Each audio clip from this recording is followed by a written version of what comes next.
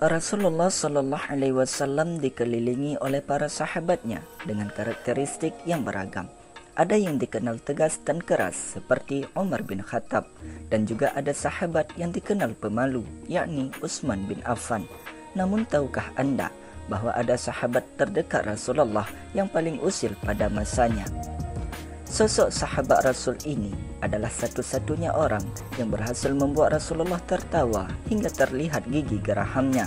Hal ini tentu menjadi sangat aneh sebab Rasulullah biasanya hanya melemparkan senyum pada orang-orang di sekitarnya.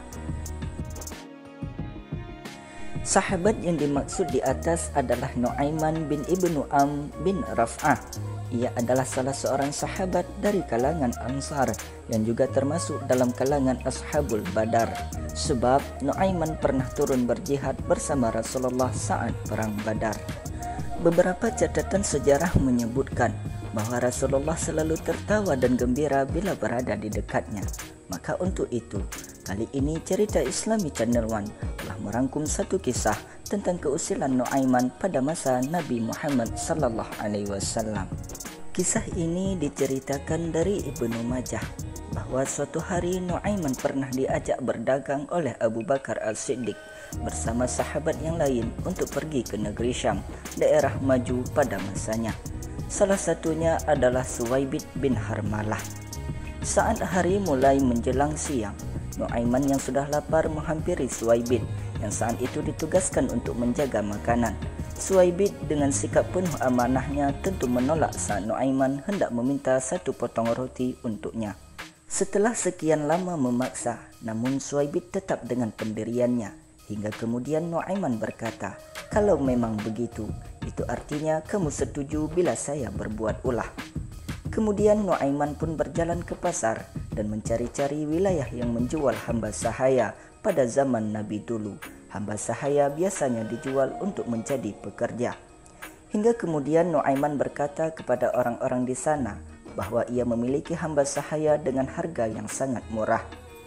Nu'aiman juga menyebutkan hamba sahaya yang dimilikinya hanya memiliki satu kekurangan, yakni berteriak bahwa dirinya orang yang merdeka bukanlah hamba sahaya. Mendengar hal itu, orang-orang di sana pun tertarik dan Nu'aiman mengajaknya menghadap ke Suwaibid. "Itu ada orang yang berdiri sedang menjaga makanan. Itu hamba sahaya saya," kata Nu'aiman pada mereka. Mereka pun memberikan uang pada Nu'aiman dan menghampiri Suwaibid untuk menangkapnya. Dan benar saja, Suwaibid yang terkejut kemudian berkata, "Saya bukan hamba sahaya, saya orang merdeka," yang hanya dibalas oleh orang-orang tersebut bahwa mereka sudah tahu kekurangannya itu. Selang beberapa waktu, Abu Bakar As-Siddiq pun kembali dan mencari-cari keberadaan Suwaibid, yang dijawab oleh Nu'aiman kemudian, "Sudah saya jual wahai Abu Bakar."